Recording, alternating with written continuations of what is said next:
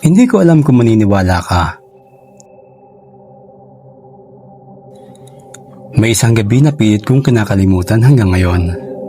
Bagay na pinagsisisihan ko nung bata pa ako. Isang karanasan na tuwing sumasapit ang Mayo, hindi ko maiwasan na kilabutan. Ganito ang nangyari.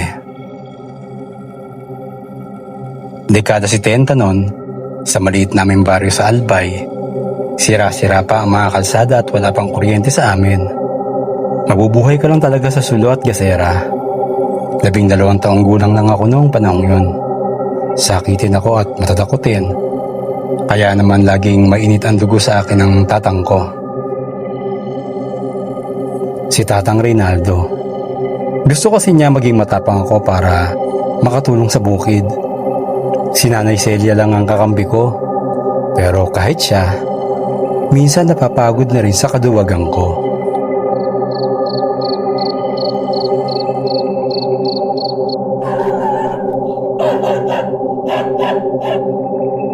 Ang kwarto ko noon, nasa pinakadulo sa itaas ng bahay. May bintana doon na gawa sa kawayan na pagkabukas mo, masukal na gubat agad ang bubungad sa'yo. Sobrang dilim.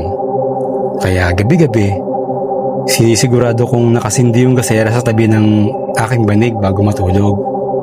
Takot talaga ako sa dilim eh. Ewan ko ba, pero nang pumasok ang buwan ng Mayo, nagising ako isang madaling araw. Iba yung hangin. Sobrang init at malagkit sa balat. Pagtingin ko sa gasera, nagtaka ako. Ang hina ng apoy, halos mamatay na. Pero ang weird, kulay asul yung liwanag niya. Inisip ko na lang na baka nauubusan lang ng gas o kaya naman napapasukan ng hangin mula sa siwang ng bintana.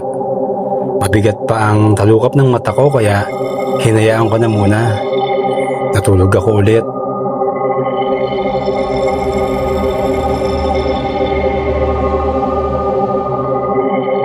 Alam mo, doon na ako kinabahan paglipas ng 2 gabi. Kasi naulit na naman. Pero ngayon, tuluyan ng patay ang apoy. At may amoy sa hangin. Sobrang baho. Amoy ng nasusunog na balahibo ng hayop. Kinabukasan habang nag-aagahan kami ng sinangag at tuyo, kinausap ko si Tatang. Sabi ko, parang may nakikialam ng gasera ko sa gabi. Ibinagsak ni Tatang yung baso ng kape. Nagalit na naman siya. Puro raw ako kalokohan. Baka raw hinihipang ko lang bago matulog tapos nakakalimutan ko. Sabi naman ni Nanay, baka may singaw lang yung nalagyan ng gas at aayusin na lang niya mamaya. Pero hindi doon natapos.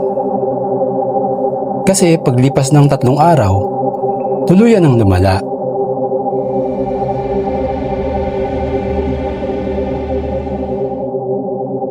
Nagising ako ng madaling araw sa malalakas na kaluskos sa ilalim ng higaan ko.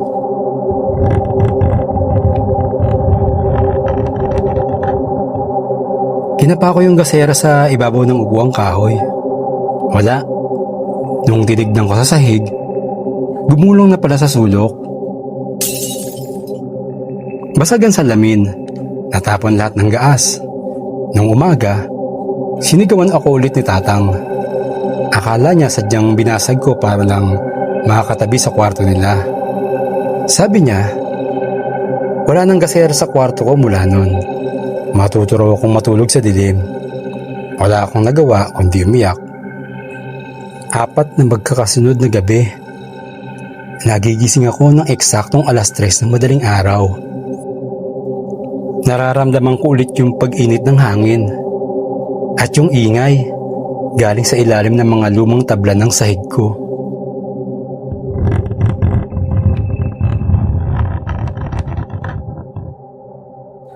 Parang may matutulis na kuko na pilit kumakamot. Kinukutkot yung matigas na kahoy na nara. Sinumbong ko ulit, pero sabi ni Tatang, daga at anay lang yon. Kung magreklamo pa raw ako, patutulugin niya ako sa kubo sa bukid ng mag-isa. Kaya nanahimik na lang ako. Noong ika-5 gabi, hindi na ako nakatulog. Nakahiga lang ako. Nakadilat sa dilim habang yakap ang mga tuhod ko. Pagsapit ng 3:00,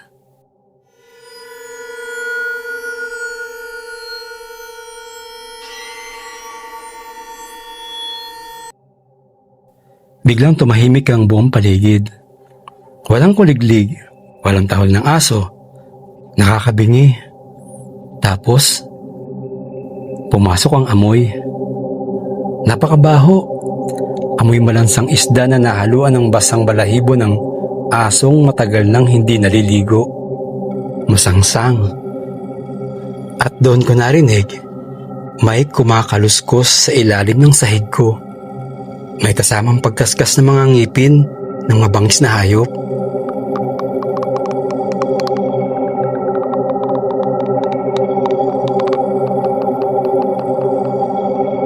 Nasa ilalim ng mismo ng banig ko, tumingin ako sa paanan.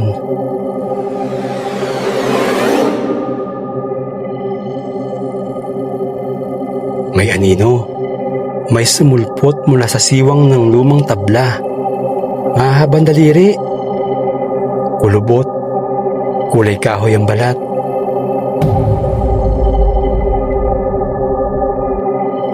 At ang haba ng mga kuko na puno ng sariwang lupa at basang putik, pilit niluluwagan ng sahig.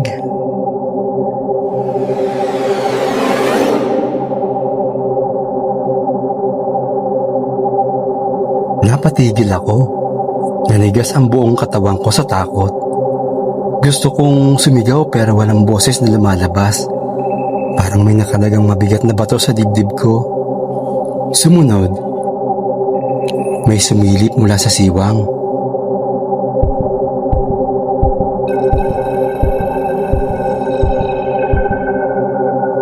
Isang pares ng mata.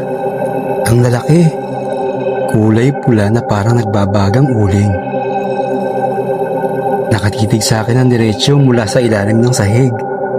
Lumalakas na yung tunog ng ngipin niya.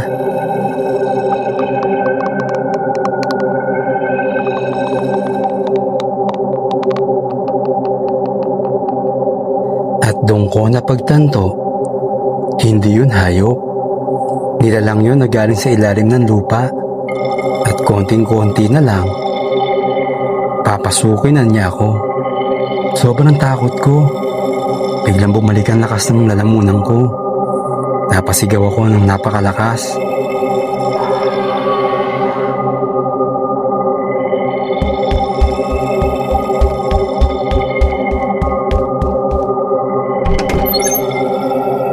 Pumasok si Tatang.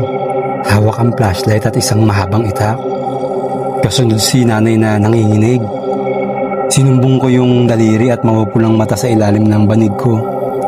Sa galit ni Tatang, sa pag-aakalang niloloko ko lang sila, hinablot niya yung banig at itinarak niya ang malakas. Yung itak sa siwang ng kahoy. Gusto niyang patunayang walang anuman doon. Pero tumigil si Tatang. Nung bunutin niya yung itak, may bahid ito ng malapot at mapulang likido. At ang amoy ng lansa biglang sumabog sa buong kwarto. Marahan niyang iniangat ang mga tablang sahig gamit ang dulo ng itak.